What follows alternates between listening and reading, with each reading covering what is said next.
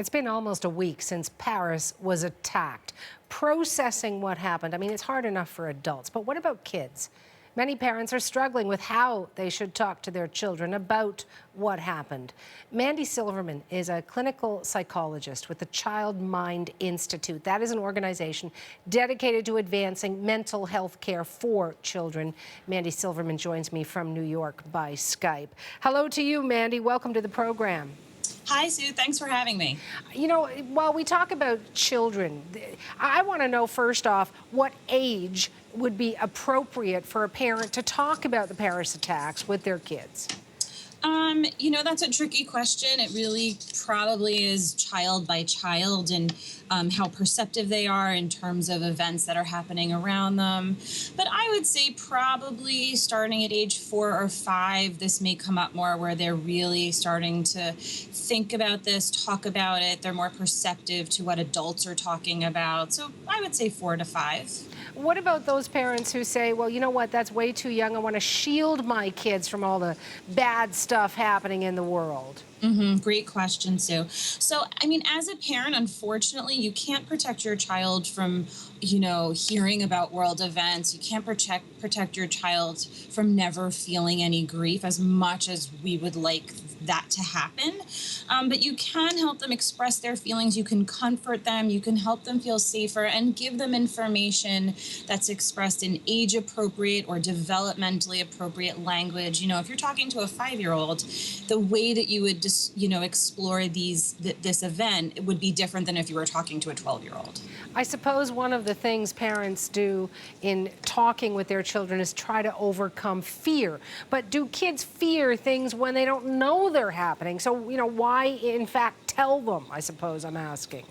Great question. So, it's really important that as the parent, you're kind of in the driver's seat. And so it's much better for children to hear this news from you so that you can present it to them in a way that you feel that they can really absorb it versus hearing it on TV or hearing it from a friend on, at recess or something there where it may be presented to them in language that's scary or they don't understand it or they don't have somebody in the moment to come to and talk to about it. So it's less about kind of introducing a fearful situation for them that they didn't know about and more about being preventive and proactive so you can help them navigate it in a healthy, safe way. And as you know, Mandi, with the Paris attacks, there are still many questions left unanswered. So when a child does ask a question and you don't know the answer, is it more fearful for them when you say, I don't know? No, because I think there are all things about this that we don't know, like you said. And so it's important to just take your cues from your child, tell them as much as you know, model being calm. If you say something like, ooh, I don't know, in a more worrisome tone of voice, that may model for them, oh my gosh, this is something I should be worried about, versus, I don't know, that's a great question. Maybe we can find that out. Or, I'm not sure about that. Maybe it'll come out later on. But it's more about just giving them as much information that you can and just letting them know that they are safe, what measures are being taken to help them feel safe in their own neighborhood and backyard, and really just modeling continued calm for them. I know you deal with children, but let me ask you from the parent's perspective. There are many adults, Mandi, also trying to process their emotions, perhaps their fear.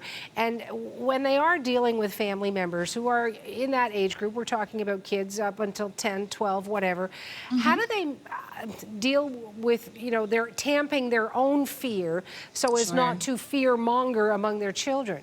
Great question. We definitely work with children here at the Child Mind Institute, but parent work and working with parents on their end of this stuff is a consistent theme here for us. If you don't work with the parents, it's hard to really do effective work with adults. So we certainly explore this with parents here since the attacks have happened. And it's important, as an adult to be able to have an outlet to talk about these feelings with a partner, with a family member, a friend, a colleague.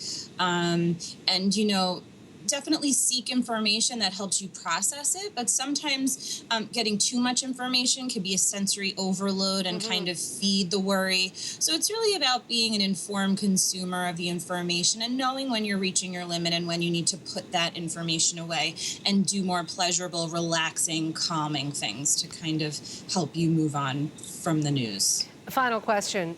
How do you know when you have moved on? I'm wondering, after you've spoken with your kids or young people in your family, is it important to check back, a few days later to gauge emotions, to gauge how that information has been digested? Absolutely. I mean, this is a process for all of us. The way that this information is coming about as we learn more and more, we're all starting to kind of have a process with it after the initial burst of information happened. So it certainly is important to check in with your children, with yourself, with your other family members and say, hey, how are you doing? How are you feeling about this? Do you have any other questions that I can answer? Are you confused about anything? So definitely kind of monitoring. We always encourage parents to do as much monitoring as they can so that they, A, know what's going on with their child, and B, can manage any issues or difficulties that arise. That's certainly important. In a more consistent way, maybe daily or every couple of days, really kind of using your judgment in thinking about that. I want to thank you for your time, Mandi. I appreciate it. Thank you so much.